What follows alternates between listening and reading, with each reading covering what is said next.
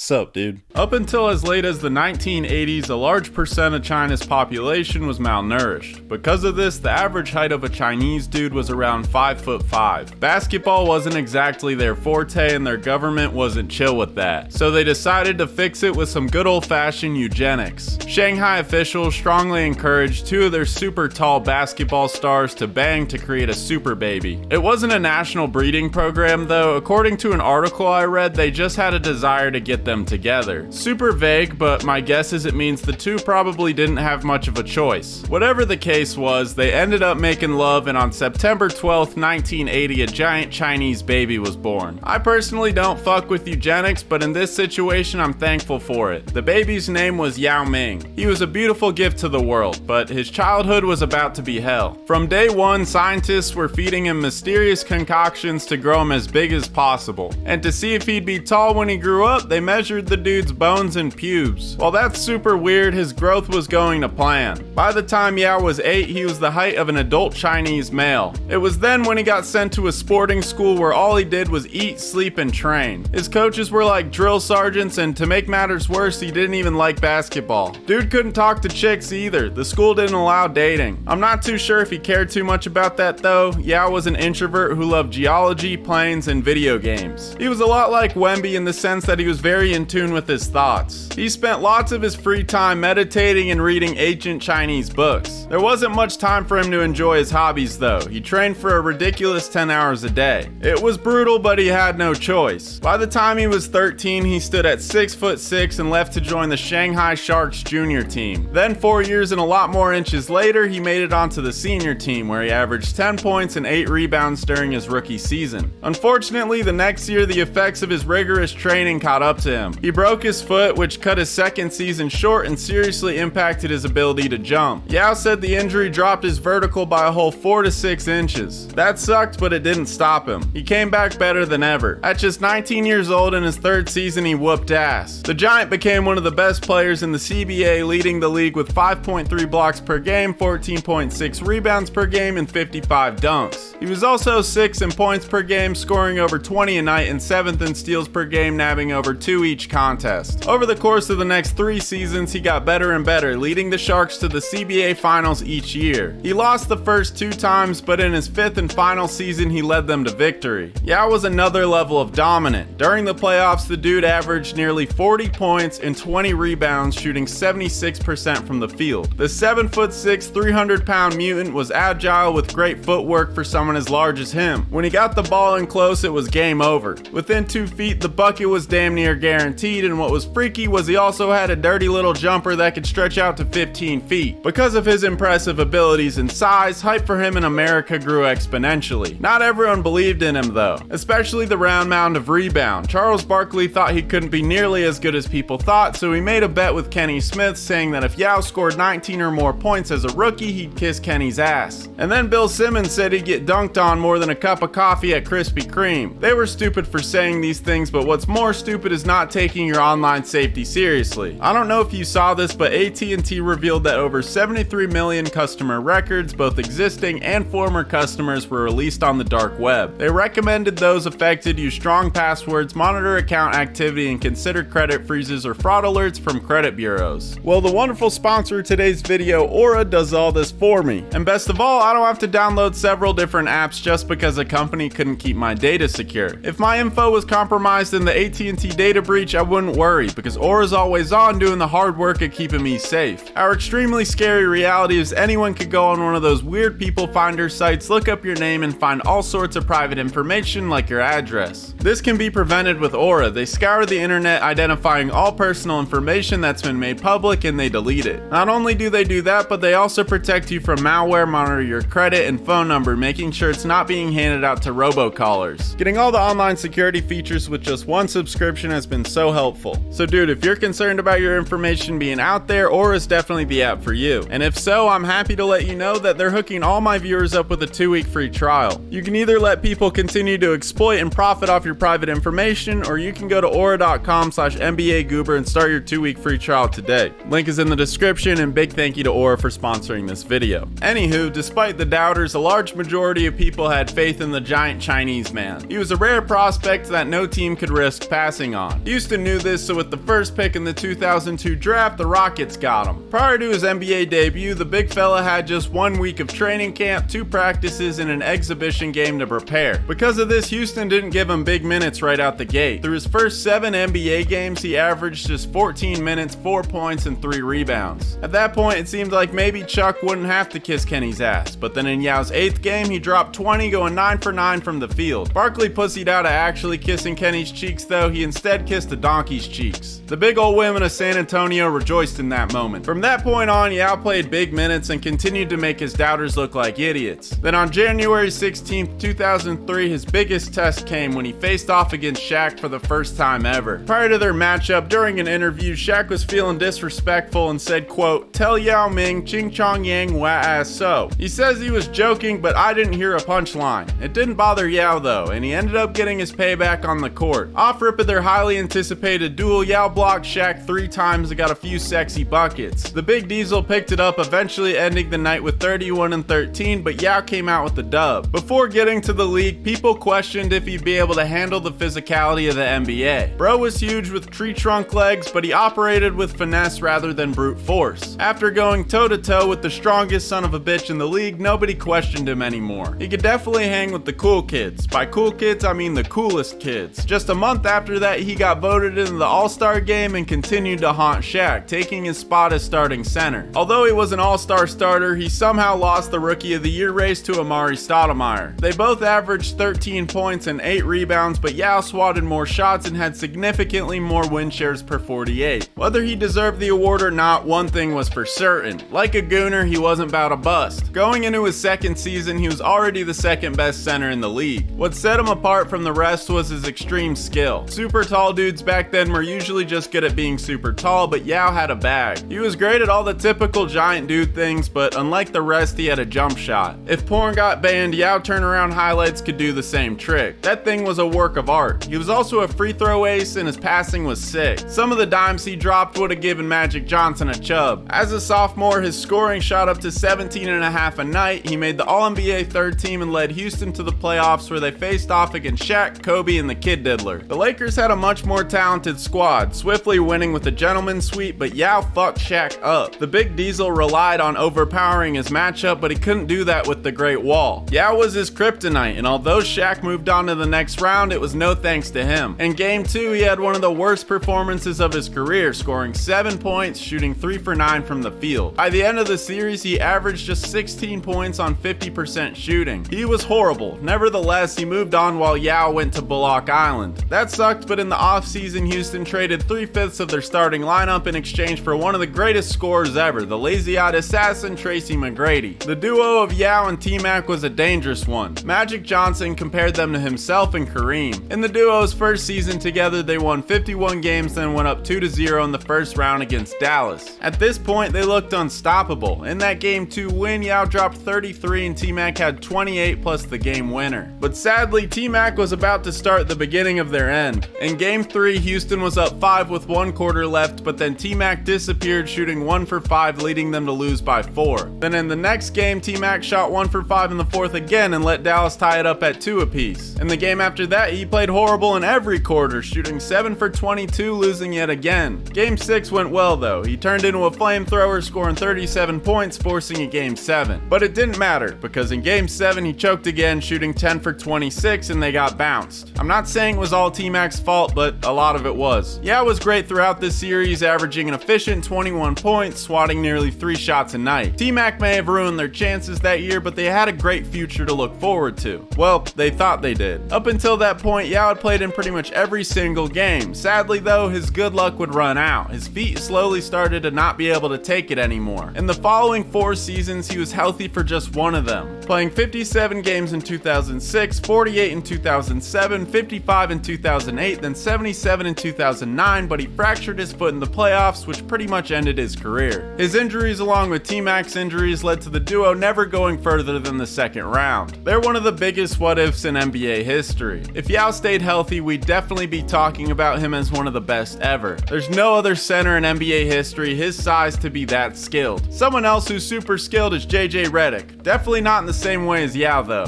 JJ was a sniper from deep. You can click here to watch the video I made on him. Thanks for watching this one. Hope you enjoyed. Bye, dude.